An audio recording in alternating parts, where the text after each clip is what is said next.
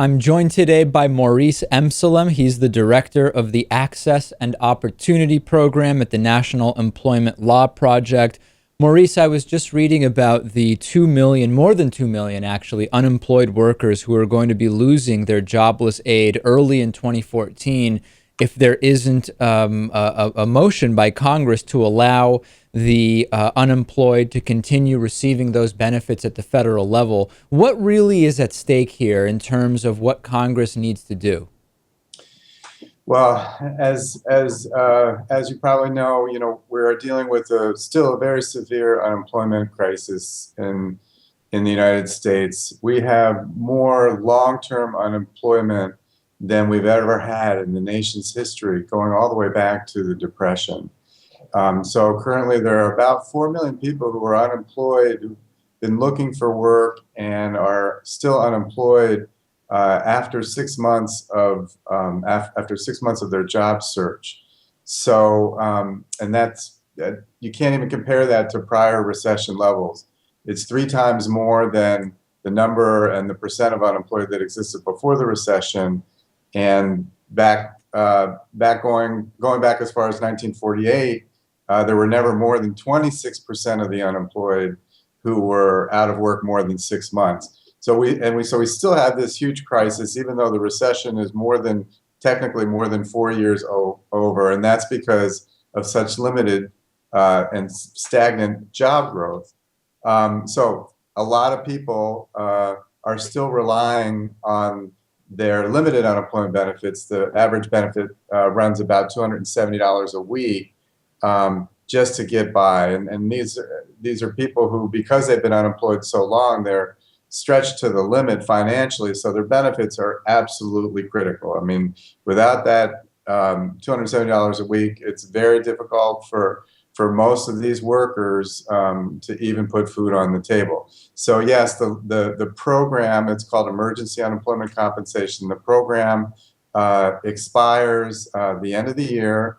It's got what we call a hard cutoff, which means there's no phase out. When December 31st hits, 1.3 million people will immediately lose every penny of their benefits.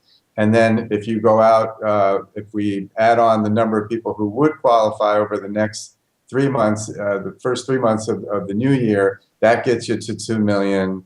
If you count out the next 6 months into the new year, that gets you to 3 million workers who will have no extra federal benefits to get by.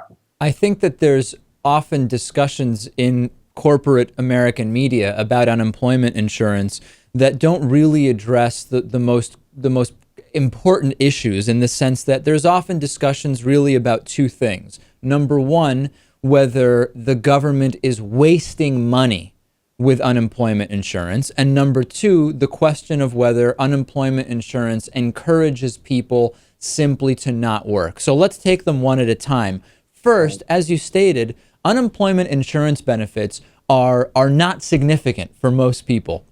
As you said, the average benefit is $270. So while it can be the difference between losing your home and not, being able to eat that week and not, the idea that everybody's just hanging around collecting unemployment checks because they don't want to work is not supported at all by the numbers, is it?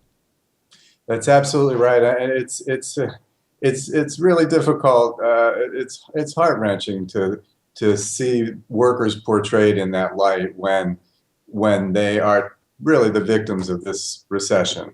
As I mentioned, there's huge competition for jobs right now. There are way more people looking for a very small number of jobs that are available. So the fact is, people are not hanging out on their benefits, and the benefits are not a whole lot to begin with. So there's not a whole lot, there's very little incentive to do so.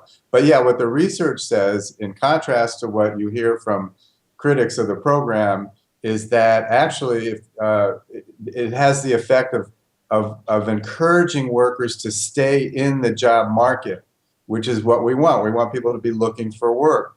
If it wasn't for the benefits, what the research says is more people would be dropping out of the labor market and not looking for work. So in fact, it's the opposite. The research indicates that unemployment benefits help people stay in the job market and continue working. Okay, that's really Continue interesting looking for because work. I've actually I wasn't familiar with that last part, which is that not having the benefit of unemployment insurance might actually get you to be so in such a position that you stop looking for work altogether. So that's kind of the second thing I mentioned. The Right. first issue was this idea of the economic impact of paying out unemployment, and we've talked to several economists over the years, and it seems that when you critically think about this, it's actually hugely stimulative from the Right. point of view of the government to invest in paying unemployment benefits, in the sense that if you are receiving unemployment benefits, you likely don't have tons of extra money to save, meaning the multiplier, the economic multiplier of every dollar received in unemployment benefits is very, very high. All that money is going to be spent. It actually supports private business, does it not? That's exactly right. The multiplier is about $2 of economic activity for every dollar in unemployment benefits circulating in the economy. And then that also, and as you mentioned, that's money that's spent on immediate goods and goods and services in local communities. And the Economic Policy Institute actually recently ran some numbers to indicate that all that economic activity actually helps produce about 300,000 jobs, given the size of the program right now.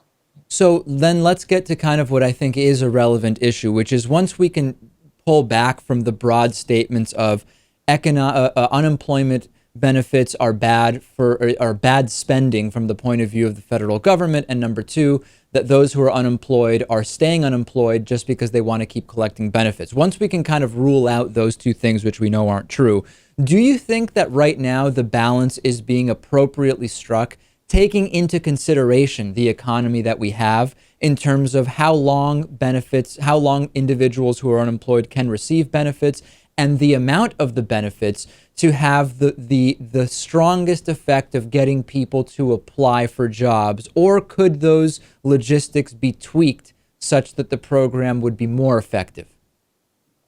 Well, right now, the average worker is unemployed about 8 months, and the maximum benefits that most workers are collecting now is in that neighborhood. It's about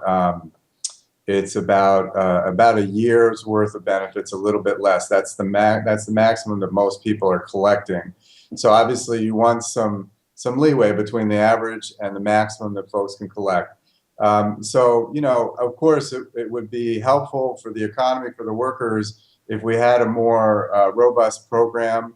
But, we have to also be aware of the politics of what it takes to get this thing reauthorized, and it's not easy. I mean, as your viewers know, probably as well as anybody, Congress, it's pretty tough to get Congress to do anything these days, especially pass legislation that's going to help workers who are, dealing with the effects of the recession.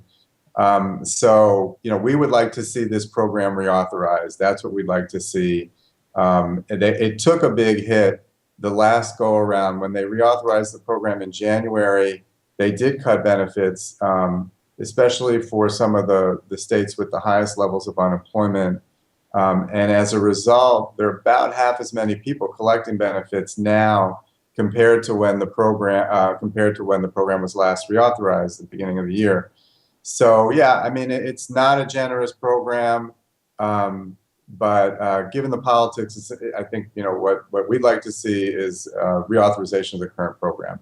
All right, we've been speaking with Maurice Emsellem with the National Employment Law Project. Really great to speak with you. We're going to keep following the story. Okay, thank you, David.